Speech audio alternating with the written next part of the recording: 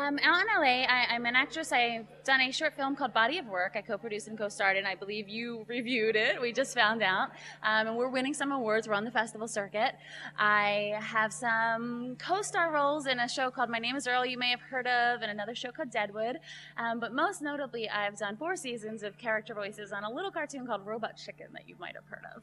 Might have heard of that. Is something. No.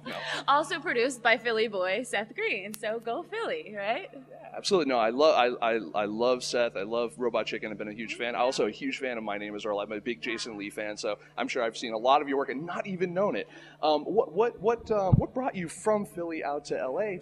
What made you want to make that huge move? Honestly, I ended up on tour with the rock band Poison. In 1999, after college, I toured. You're laughing, but it's the truth. It's the truth. Poison, the reunion tour. And I was on the road with them for 2 months. And honestly, afterwards, I went, I'm going to Hollywood. I know Poison. Everything will be great. And they're still good friends of mine. But I moved down to Hollywood with no real plan. Mm-hmm. No job set up, no apartment set up, not really knowing anybody. And I just said, I'm going to do this, not really knowing what this was. Mm-hmm. And this is what it's transformed into.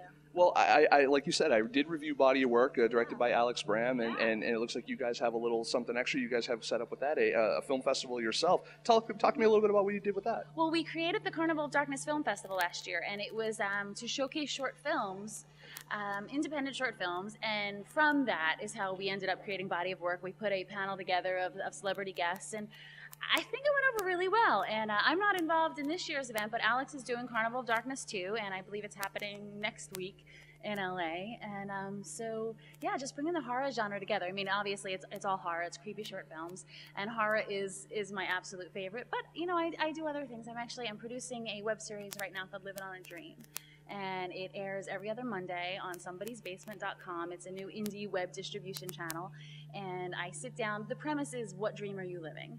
And so I sit down with inspiring folks in all genres of the entertainment industry and just kind of go one-on-one back and forth, so that it's inspiring for me as well, but for anyone who might be watching, up-and-coming actor, writer, whatnot, to hear someone's success story of how, if they say that, an overnight success takes 10 years, And so there are those kinds of stories that I'm looking for on my show, Living on a Dream, just to kind of keep everybody inspired and keep us going, doing this crazy career that we've chosen. What do you find to be the biggest differences between working on, say, a web series versus working in television and also working in independent film? What are the big differences besides the pay? Besides the budget? You beat me. That's what I was going to say. Besides the budget and the catering and the treatment. With the web series, it's so, what's the word I want to use? Organic. It's so organic, and with my web series, for instance, I'm the producer, I'm the creator, I'm the host.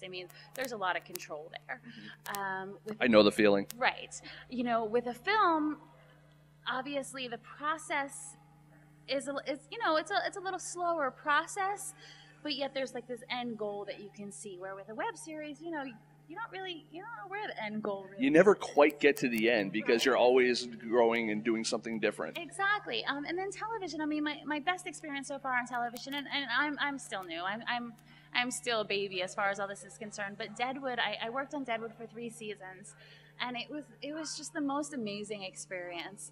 Someone like David Milch is just amazing to work with, because it's unlike, I think, most writers and producers where he'd come in and scrap the script for the lead actors like seconds before they were to go on and have a whole new script.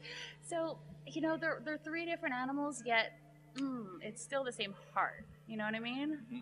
No, and when you're working with different actors, you're working on Deadwood. You're working with Oliphant and McShane. You're working with Robot Chicken. You're working with Seth Green.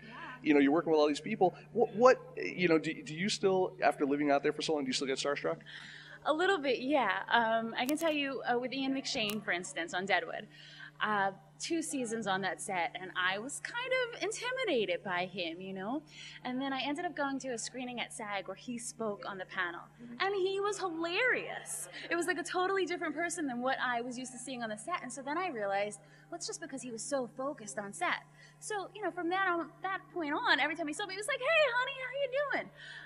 And my very first time on Robot Chicken, I'll tell you, I hadn't met Seth Green yet. Matt Senrich, who is the co-executive producer, creator, he was the editor of Wizard World.